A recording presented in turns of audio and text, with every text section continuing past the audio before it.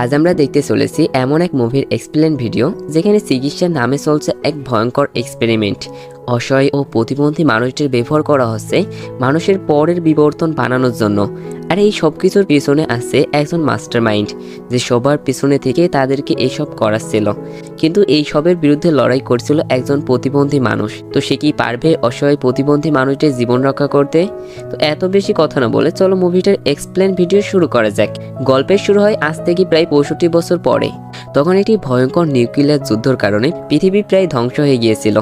এক রাতের মধ্যেই বিদ্যুৎ ও সব ধরনের যোগাযোগ ব্যবস্থা সম্পূর্ণভাবে নষ্ট হয়ে যায়। পুরো পৃথিবী তখন চরম সংকটের মধ্যে দিয়ে যাচ্ছিল। এই সময় অ্যামাজন জঙ্গলের এক বিজ্ঞানী আবিষ্কার করেন একটি রহস্যময় গাছ, জেনেসিস ট্রি। এই গাছের ফুলে এত শক্তি ছিল যে তা পুরো পৃথিবীকে বিদ্যুৎ দিতে পারত। এই ফুলের সাহায্যে মানুষ আবার সভ্যতা গড়ে তুলতে শুরু করে। পরে সরকার সব জেনেসিস ট্রি নিজের নিয়ন্ত্রণে নিয়ে নেয়। নিউক্লিয়ার যুদ্ধের পর জন্ম নেওয়া প্রায় 90% শিশুর মধ্যে জেনেটিক সমস্যা দেখা দিতে থাকে। এই সমস্যার সমাধানের জন্য জেনেসিস ট্রির ফল মানুষের ডিএনএতে প্রবেশ করান। এর ফলে মানুষ মায়ের গর্ভ থেকে বিশেষ একটি শক্তি নিয়ে জন্মাতে শুরু করে। কারো শ্রবণ শক্তি খুব বেশি, কারো দৃষ্টিশক্তি অসাধারণ।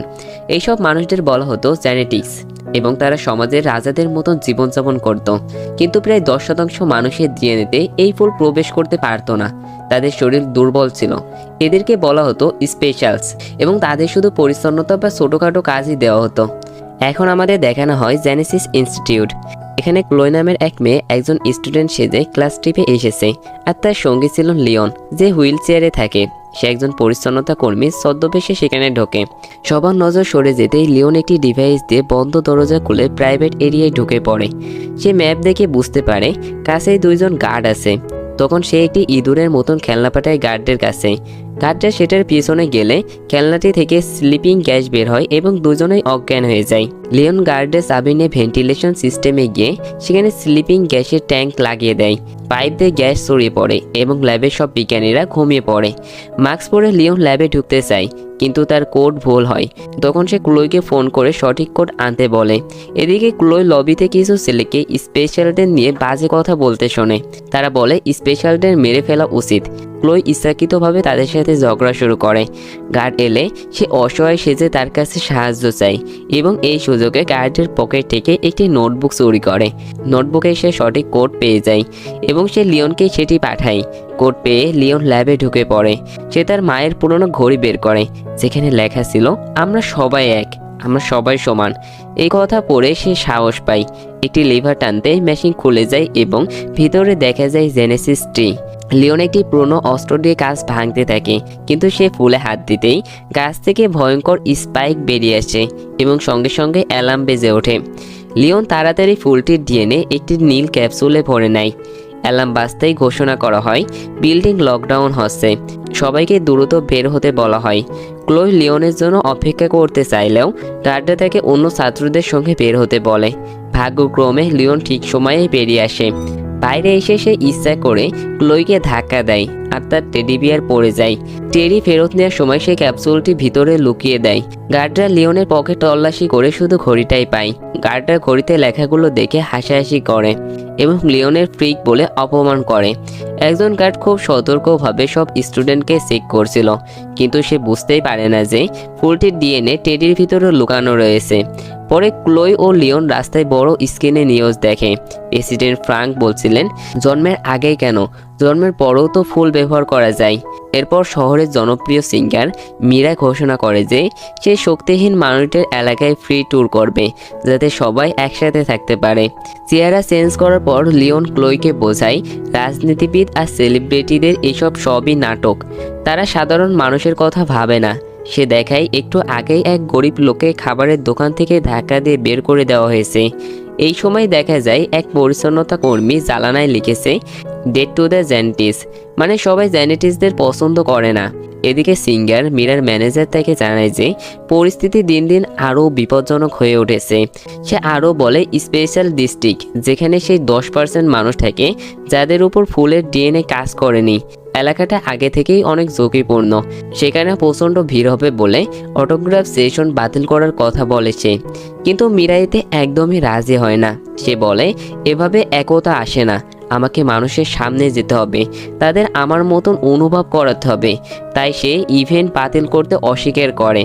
এরপর ক্লোই ও লিওন বাড়ি ফেরার সময় স্পেশাল ডিস্ট্রিক্টের গেটে গার্ডরা তাদের আইডি চেক করে। লিওন কেনাকাটা করতে যায়, এদিকে ক্লোই টিভিতে ফ্রাঙ্কের ইন্টারভিউ দেখতে থাকে। ফ্রাঙ্ক দাবি করে সে এমন এক মেডিসিন বানিয়েছে যেটার মাধ্যমে যাদের ভিতরে শক্তি আসেনি সেই 10% মানুষও শক্তি অনুভব করতে পারবে, তারা বাকিদের মতন হয়ে উঠবে। এটা দেখে ক্লোই খুব খুশি হয়, কিন্তু লিওন বলে এই সবই মিথ্যা কথা। এরপর দেখা যায় তারা দুইজন নিজেদের ঘরে ফিরে যায়, একটি ছোট্ট ওয়ার্কশপে। ক্লোই সেখানে গাছ লাগাতো আর লিওন নানা ডিভাইস বানাতো। লিওন ফুল থেকে শক্তি বের করে প্রতিবন্ধীদের জন্য বিশেষ মেডিসিন বানায়, যাতে তারা স্বাভাবিক জীবন কাটাতে পারে। ক্লায়েন্টের দেওয়া টাকা দিয়েই তাদের জীবন চলে। কাজ শেষ হলে জেনেটিক ডিস্ট্রিক্ট থেকে এক লোক ফোন করে বলে তার কিছু ঠিক করাতে হবে। ক্লোই জানিয়ে দেয় তারা বাইরে গিয়ে কাজ করে না, দোকানে আসতে হবে তাকে। কিন্তু লোকটি যখন 3 গুণ টাকা দেওয়ার কথা বলে লিওন রাজি হয়ে যায়। ক্লোই ভয় পায় কারণ এসব অবৈধ কাজ। লিওন তাকে বোঝায় এবং বলে সে জানে কোথায় গার্ড থাকে, কোথায় থাকে না। কারো কাছে ধরা না পড়ে সে সেখানে ঢুকতে পারবে। তারা একটি দামি রেস্টুরেন্টে পৌঁছায়। কুক তাদের পিছনের দরজা দিয়ে ঢোকায়। সেই কুকও তার মতন প্রতিবন্ধী ছিল, তার চলাফেরা করার জন্য একটি মেকানিক্যাল শুট আছে। তখন দেখা যায় হঠাৎ অ্যান্টিজেন্ট্রিক্স নামের একটি গ্যাং দরজা ভেঙে ঢুকে পড়ে এবং পুরো বিল্ডিংয়ের বিদ্যুৎ কেটে দেয়। লিওন শুট ঠিক করার কাজ শেষ করে। কুক বলে সে দেখতে যাচ্ছে বাইরে কি হচ্ছে। এরপর গ্যাং পুরো রেস্টুরেন্টের তাণ্ডব চালায়, বিশেষ ক্ষমতা সম্পন্ন মানুষদের মারতে থাকে। কয়েক মিনিটের মধ্যে অনেক টেবিল ভেঙে পড়ে আর মেঝেতে পড়ে থাকে অনেক লাশ। গ্যাংয়ের লিডার দেয়ালে কিছু লিখতে শুরু করে। যখন কুক রক্তাক্ত অবস্থায় কিচেনে ফিরে আসে, সে ক্লোই ও লিওনকে বাইরে কি হচ্ছে সেটা জানিয়ে মারা যায়। তারা পালাতে চাইলে দেখে পেছনের দরজায় তালা দেওয়া রয়েছে। লিওন তাকে সাহায্য করতে বলে কুকের মেকানিক্যাল শুট পড়তে। কিছুক্ষণ পর দুইজন গ্যাং মেম্বার কিচেনে আসে। তারা শুধু মৃত কুককেই দেখে, কারণ ক্লোই ও লিওন লুকিয়েছিল। ওরা দেয়ালে লিখতে লিখতে কথা বলে। তারা বলে আগামীকাল ছোট একটা শো হবে, তার পরের দিন বড় কিছু হবে। তাদের মধ্যে একজন আইডিয়া দিতে চাইলে বস তাকে ছুরি দেখিয়ে হুমকি দেয় প্ল্যানে কোনো পরিবর্তন হবে না। সেখানে একজনের কাছ থেকে একটা কাগজ পড়ে যায়। ক্লোই সেটা তুলে নেয়। পুলিশের সাইলেন্ট শুনে সেই গ্রুপ সেখান থেকে পালিয়ে যায়। তখন হঠাৎ লিওনের শুট নিয়ন্ত্রণ হারিয়ে ফেলে, নিজে থেকেই তাকে দাঁড় করিয়ে কাউন্টারে আশ্রয় ফেলে। সে দুজন তাদের আক্রমণ করলে লিওন বাসন আর গরম পানি দিয়ে তাদের সাথে ফাইট করে। লড়াই সময় বসের মুখের অংশ খুলে যায় এবং তার আসল চেহারা দেখা যায়। তারা লিওনকে চেপে ধরলে ক্লোই ঝাঁপিয়ে পড়ে তাদের উপর।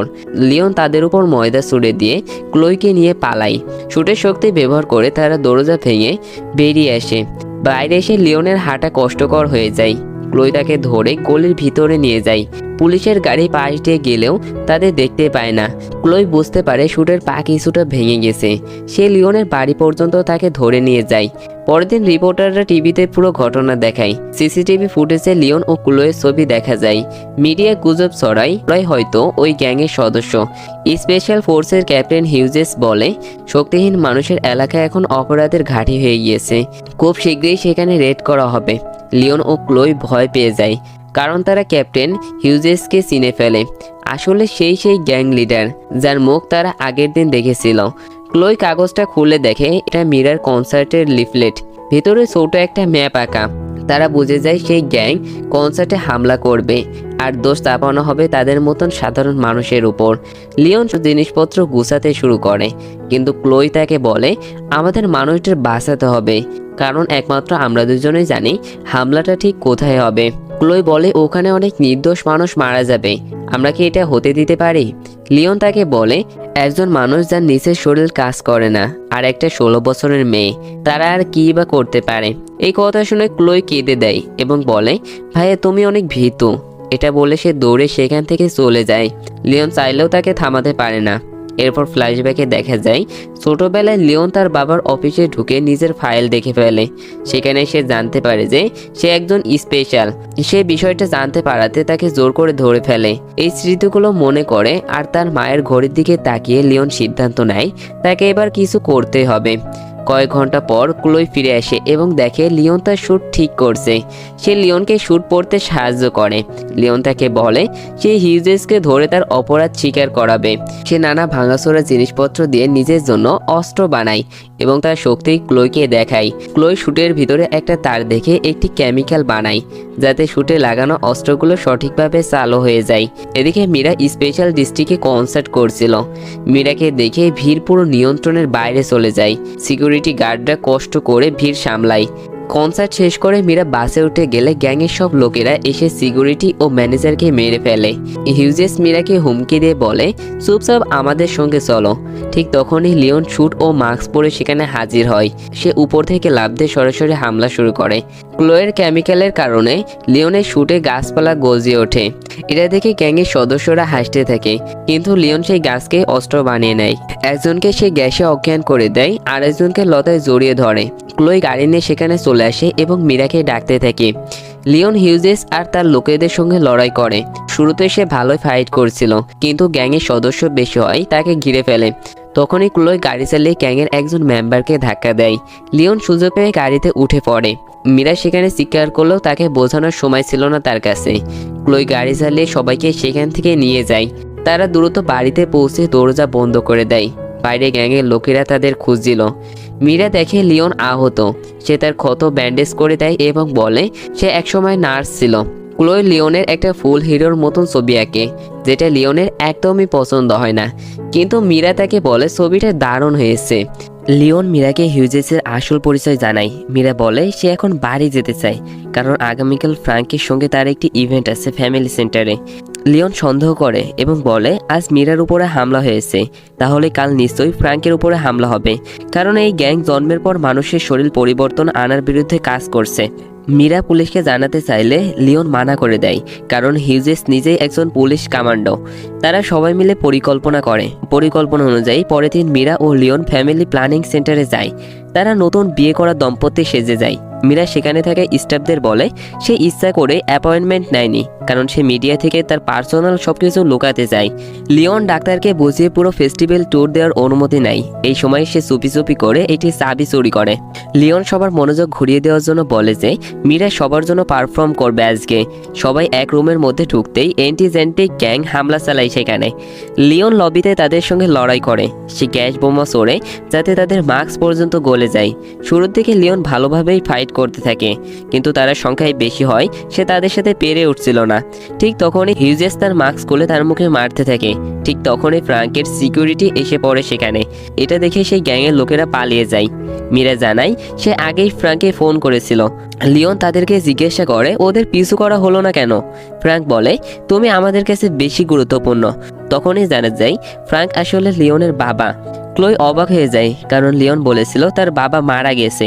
সে রেগে গিয়ে সেখান থেকে চলে যায়। রিপোর্টাররা ঢুকতেই ফ্রাঙ্কের ভিতরে রাজনীতিবিদ ক্যারেক্টার জেগে ওঠে। ফ্রাঙ্ক রিপোর্টারদের বলে জেনেটিস আর স্পেশালদের মাঝে ব্যবধান অনেক বেড়ে গেছে। তার সবচেয়ে বড় প্রমাণ হলো লিওন। তাই আপনারা ভোট খুব ভেবেচিন্তে দিবেন। এক সপ্তাহ পর ঘোষণা করা হয় ফ্রাঙ্কের প্রজেক্টে প্রায় সবাই অনুমতি দিয়েছে। অনেক বাস এসে স্পেশাল ডিস্ট্রিক্টের মানুষদের শহরের বাইরে মেডিকেল ক্যাম্পে নিয়ে যাচ্ছে। চিকিৎসার পর তারা আর কোনো দিক থেকে দুর্বল থাকবে না। তখন স্পেশাল ডিস্ট্রিক্ট খুলে দেওয়া হবে, তখন সবাই একসাথে থাকতে পারবে। মেডিকেল সেন্টারে লিওন ক্লোয়ের কথা জিজ্ঞাসা করে। ফ্রাঙ্ক জানায় তারা তাকে খুঁজে পায়নি। লিওন হিউজেসের নাম নিলে ফ্রাঙ্ক তার কথা ঘুরিয়ে দেয়। সে বলে চিন্তা করো না, আমি শুধু তোমার চিকিৎসা করতে চাই। লিওন মনে করিয়ে দেয় আপনি মায়ের চিকিৎসা করতে গিয়ে তাকে মেরে ফেলেছিলেন, মনে আছে আপনার? ফ্রাঙ্ক তার কাছে ক্ষমা চায় এবং বলে তোমার মা একটি চিঠি রেখে গিয়েছিল তোমার জন্য, কিন্তু এতদিন ভয়ে আমি তোমাকে সেটা দিতে পারিনি। লিওন চিঠিটা খুলে পড়ে। তার মা লিখেছিল তোমাকে ছেড়ে যেতে হয়েছিল বলে আমি দুঃখিত। আমি চাই তুমি একজন ভালো মানুষ হও, কিন্তু আমার ভয় ছিল তোমার ভিতরের রাগ একদিন তোমার হৃদয়কে গ্রাস করবে, তোমাকে তিক্ত মানুষ করে তুলবে। তুমি মানুষকে ক্ষমা করতে শিখো, কারণ শেষ পর্যন্ত কেউই চিরদিন সবার পাশে থাকে না। এই কথাগুলো পড়ে লিওন মাকে মনে করে কান্নায় ভেঙে পড়ে। মীরা এসে তাকে একটু হসপিটালের বাইরে নিয়ে যায়। বাইরে হাঁটতে হাঁটতে লিওন ক্লোইকে দেখে এবং তার কাছে ক্ষমা চায়। ক্লোই আর বেশি সময় ভাইয়ের উপর রাগ করে থাকতে পারে না। লিওন বলে তার বিশ্বাস ফ্রাঙ্ক এই সব হামলার পেছনে রয়েছে, যাতে তার প্রজেক্ট পাশ করা হয়, কিন্তু তাকে ধরার আগে প্রমাণ দরকার। ক্লোই একটি আইডিয়া পায়। সে একজন লোকের কথা বলে যার চোখে প্রস্থেটিক আই ছিল। তারা সেই চোখের ক্যামেরা নিয়ে নেয়। এদিকে দেখা যায় ডাক্তাররা পরের পেশেন্টের নাম ডাকে। ক্লোই ভেন্টের ভিতরে ঢুকে রেকর্ডিং চালু করে। সেখানে ফ্রাঙ্ক ও হিউজেস কথা বলছিল। তাদের কথার মাধ্যমে বোঝা যায় এই পুরো ষড়যন্ত্র তারা দুইজনই করেছে।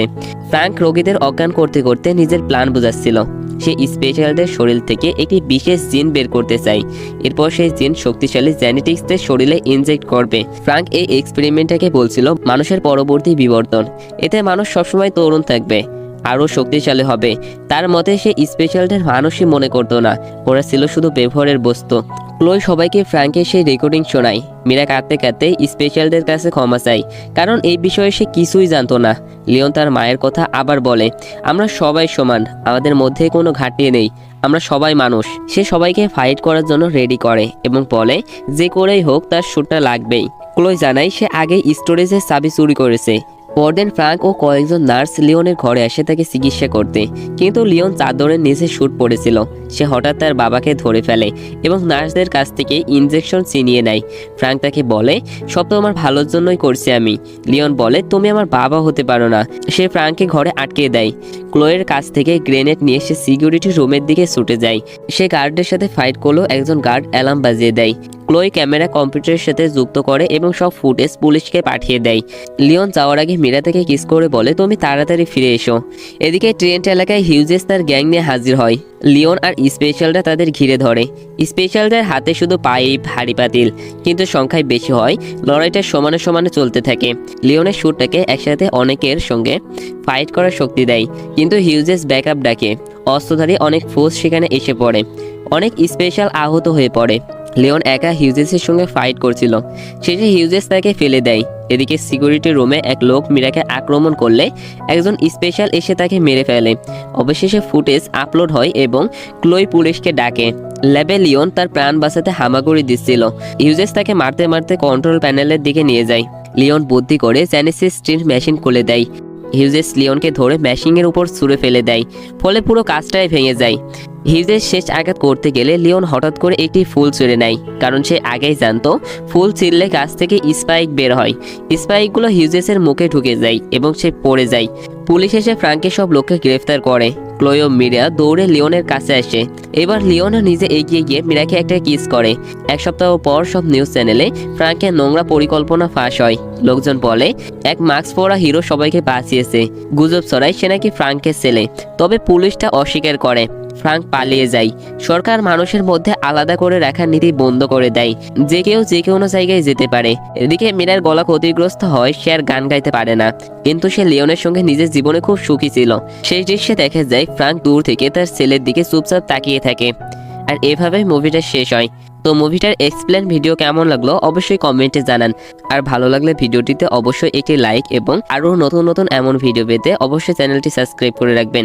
তো ততদিন ভালো থাকুন, সুস্থ থাকুন। দেখা হচ্ছে নেক্সট কোনো ভিডিওতে। আল্লাহ হাফিজ।